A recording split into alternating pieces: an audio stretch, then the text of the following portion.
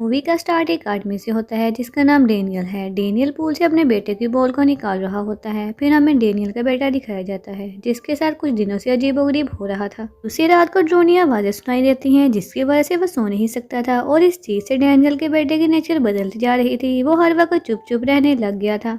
Daniel के बेटे का बिहेवियर भी अपने पेरेंट्स के साथ अच्छा नहीं था। अपने बेटे को इस हाल में देखकर उसके पेरेंट्स अपने बेटे के लिए एक साइकेट्रिस्ट को बुलाते हैं। तो वो डॉक्टर डैनियल के बेटे से बात करती है। तो वह बच्चा डॉक्टरों के नवाजों के बारे में बताता है जो रात को इसे सुनाई देती हैं। और वह मजीद बताता है कि वो आवाज़ें मुझसे एक पेंटिंग यानी ड्राइंग बनाने का कहती है और ये बात डॉक्टरों को अजीब लगती है। तो वह डॉक्टर उसके पेरेंट्स से कहती है कि ये सब चीज़ें उसकी इमेजिनेशन है, इसके अलावा बच्चे को कुछ भी नहीं है, क्योंकि आप लोग अभी अभी इस घर में शिफ्ट हुए हैं जिससे वह बच्चा खुद को अकेला समझता है। ये सारी बातें बताने के बाद डॉक्टर वहां से चली जाती है।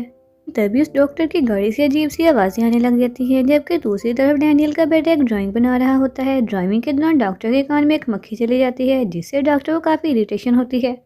तभी उस डॉक्टर की आंखों से खून आने लग जाता है और इसकी तबीयत खराब होने लगती है जिसकी वजह से गाड़ी का बैलेंस खराब हो जाता है और गाड़ी एक ट्री के साथ टकरा जाती है। ट्री की एक टहनी उस डॉक्टर के मुंह के आर पार हो जाती है। बहुत ही बुरे तरीके से उस डॉक्टर की मौत हो जाती है। मरने के बाद वो मक्खी डॉक्टर के कान से बाहर आ जाती है और उड़ जाती है। डैनियल का बेटा भी अपनी ड्राइंग को मुकम्मल कर लेता है। ने जो पेंटिंग ड्रॉ की थी उस पर यह दिखाया गया था कि दरख्त की टहनियों से खून आ रहा था। डैनियल देखता है कि दीवार के खीसे पर काफी सारी मक्खियां हैं, तो डैनियल स्प्रे करके उन मक्खियों को भगाना चाहता था।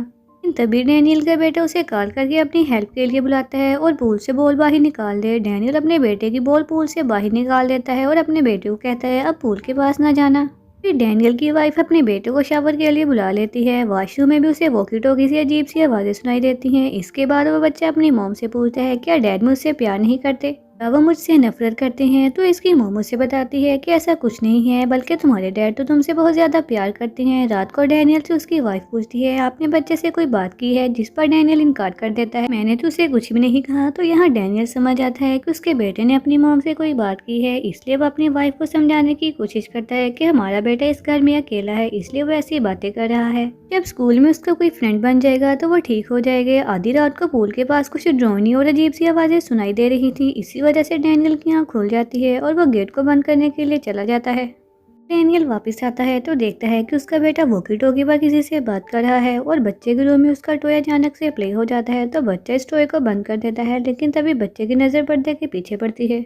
उसे ऐसा फील होता है कि पर्दे के पीछे कोई खड़ा उसे देख रहा है। इस बात से वो डरकर अपने बेड पर वापस आ जाता है, लेकिन तभी इस बच्चे को फील होता है कोई आहिस्ता आहिस्ता उसकी तरफ आ रहा है और तभी अचानक से उसका कोई मुंह पकड़ लेता है। लेकिन इसी दौरान डैनियल का हाथ फोटो फ्रेम पर लगने की वजह से वो फ्रेम नीचे गिरकर टूट जाता है, जिससे डैनियल के हाथ पर भी चोट लग जाती है और खून निकल आता है। अगले दिन डैनियल की वाइफ आकर बताती है कि हमारे बेटे को स्कूल से निकाल दिया गया है क्योंकि उसने स्कूल में एक अजीब हरकत की। ये स्कूल में कबर्ड में छुप गया और प्रिंसिपल को बाइट भी की, इसलिए बच्चे की मॉम उससे कहती है अब ये डॉक्टर हर रोज तुम्हें मिलने आएगी। जिस पर वह बच्चा अपनी मॉम को जवाब देता है कि वो डॉक्टर तो मर चुकी है। अपने बच्चे की बात पर वो लोग सीरियस नहीं होते, लेकिन फिर थोड़ी देर के बाद डैनियल को कॉल आती है और उसे पता चलता है कि डॉक्टर तो सचमुच में मर गई है। लेकिन फिर ये लोग सोचते हैं कि हमारे बेटे को स्कूल में किसी ने डॉक्टर के मरने का बताया होगा। रात को दोबारा बच्चे को वॉकी टॉकी से आवाजें सुनाई दे रही थी और इन आवाजों को सुनकर वो साथ साथ ड्राइंग भी बना रहा था।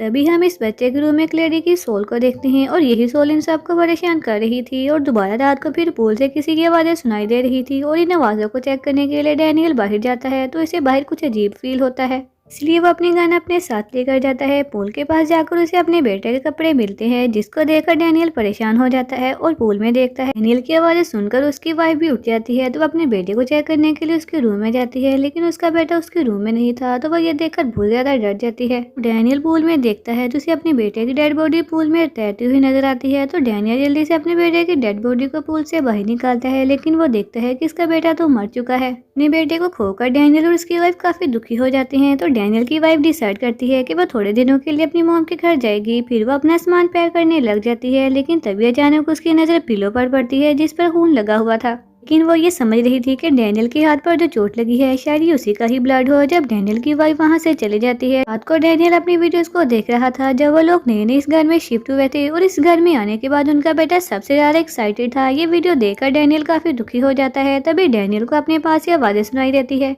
वो टीवी बंद करके वहां से जाने लगता है, लेकिन तभी टीवी खुद ब खुद ऑन हो जाता है। डैनियल दोबारा टीवी को बंद करता है और वो बाहर आकर वॉकी टॉकी पर हेलो बोलता है, लेकिन दूसरी साइड से उसे कोई भी रिस्पॉन्स नहीं मिल रहा था। डैनियल अपनी वाइफ को वॉइस मैसेज भेजता है। वॉइस मैसेज में काफी शोर था, जिसकी वजह से उसकी वाइफ उसे कॉल करती है और वो डैनियल से पूछती है क्या तुम ठीक हो, क्योंकि तुम्हारे वॉइस मैसेज में अजीबोगरीब आवाजें आ रही थी। बंद होने के बाद डैनियल उस वॉइस मैसेज को सुनता है और इस दफा जब वो वॉइस नोट सुनता है सुनकर हैरान रह जाता है। फिर वो आवाज को सही तरीके से सुनने के लिए इस आवाज को अपने लैपटॉप के साथ अपग्रेड करता है। इस दफा डैनियल को अपने बेटे की आवाज सुनाई देती है, जो अपने डैड से हेल्प मांग रहा था और डैनियल को सब कुछ पैरानॉर्मल लग रहा था। और अपने बेटे के मरने से पहले डैनियल पैरानॉर्मल इन्वेस्टिगेटर का एक इंटरव्यू देख रहा था। फिर वो पैरानॉर्मल इन्वेस्टिगेटर से मिलने जाता है और उसे अपने घर में होने वाले सारे इंसिडेंट के बारे में बताता है। अपने बेटे की आवाज़ों के बारे में भी बताता है, इसलिए वो इन्वेस्टिगेटर से हेल्प मांगता है। पहले तो वह इनकार कर देता है, लेकिन फिर डैनियल उसे अपनी हेल्प करने के लिए एग्री कर लेता है।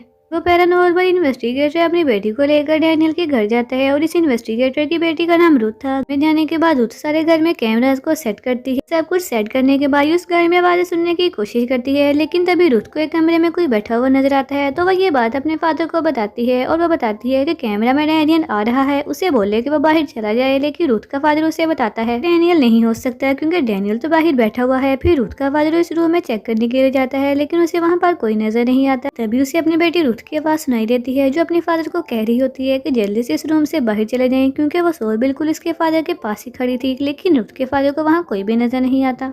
थोड़ी देर के बाद उसके फादर के हेडफोन में बहुत तेज साउंड पैदा हो जाता है, जिससे वह बहुत डर जाते हैं। ये सब देखने के बाद रुथ के फादर बताते हैं कि यहाँ पर कुछ तो पैरानॉर्मल या सुपरनेचुरल हो रहा है, इसलिए हम कल दोबारा इस चीज को चेक करेंगे। रुथ के फादर को रात में रूम के बाहर कोई नजर आता है, जिसके लिए वो इसका पीछा करते करते बाहर आ जाते हैं। रुथ के फादर देखते हैं कि वहाँ उसकी वाइफ मौजूद है, जो कि मर चुकी थी, इसलिए वो इससे बात करने की कोशिश करते हैं। रुथ की मदर अपने हस्बैंड को अपनी बातों में ट्रैप कर लेती है। वो इसे खाना और वाइन भी देती है, कहती है कि हम हमेशा एक साथ रहेंगे। फिर वो एक तेज नाइफ से रुथ के फादर का हाथ काटने लगती है, लेकिन तभी वहाँ पर रुथ आ जाती है और अपने फादर को सेंसेस में लाती है। होश में आने के बाद उसके फादर देखता है कि वो खुद अपना ही हाथ काट रहा है। इस तरफ हम डैनियल की वाइफ को देखते हैं, जिसको किसी की कॉल आती है और जब वो कॉल सुनती है तो कॉल पर उसका बेटा होता है और अपनी मॉम से कह रहा है कि डैड घर में किसी को ले आए हैं जो मुझे नुकसान पहुंचा रही है। डैनियल की वाइफ उससे पूछती है तुम इस वक्त कहाँ हो। तो वह बच्चा जवाब देता है कि मैं अपने बेड के नीचे हूँ। अपने बेटे की आवाज़ सुनकर डैनियल की वाइफ अपने घर जाने का डिसाइड करती है। रुथ बाहर आकर देखती है कि एक ट्री पर बहुत सारी कैट्स की डेड बॉडी लटकी हुई है। जब डैनियल उन कैट्स की डेड बॉडी को दफना रहा होता है कि तभी उसकी वाइफ वहाँ पर आ जाती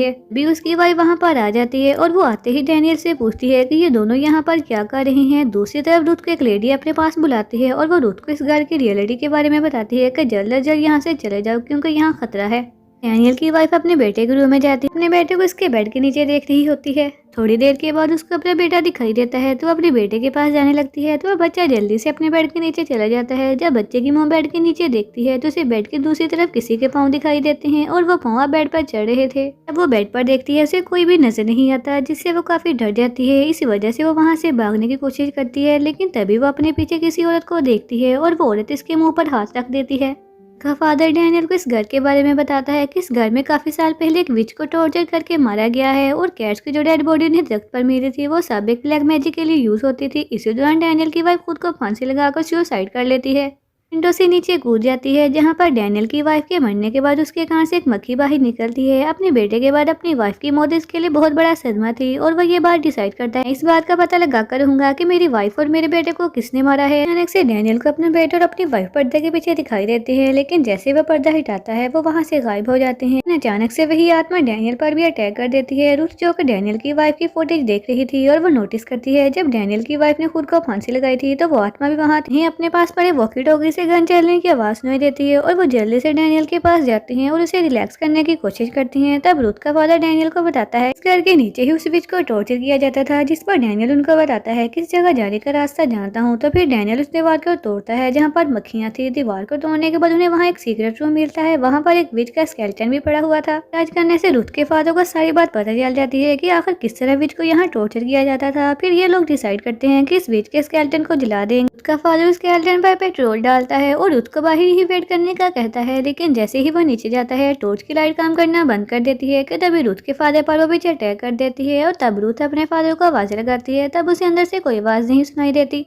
तभी रुथ को अपनी मदर नजर आती है जो मर चुकी थी और वो रुथ को अपने पास बुला रही थी, लेकिन रुथ सारी बात समझ चुकी है। ये उस बीच की सोल की एक चाल है, इसलिए वो अपनी मदर के पास नहीं जाती, जिसके बाद उसकी मदर वहाँ से गायब हो जाती। बाद में वो बीच अपनी असली रूप में आकर रुथ को जाने लगती है। डैनियल जो पेट्रोल ढूंढ रहा था तभी उसे वहाँ पर अपनी वाइफ और बेटा नजर आता है और वो डैनियल से पूछती है कि आप हमारे साथ नहीं रहेंगे। ये सुनकर डैनियल इन दोनों को गले लगा लेता है। असल में ये उसकी वाइफ और बेटा नहीं थे, बल्कि वो विच थी और विच को ही गले लगा रहा था। ये विच की एक चाल थी और बेचारा डैनियल उस चाल में फंस भी गया था, इसलिए वो अपने ऊपर पेट्रोल डालने लगता है और खुद को आग लगाने वाला होता है ताकि वो हमेशा के लिए अपनी वाइफ और बेटे के साथ रहे। इसी तरफ रुथ का फादर उस विच के स्केलेटन को जलाने की तैयारी कर रहा था।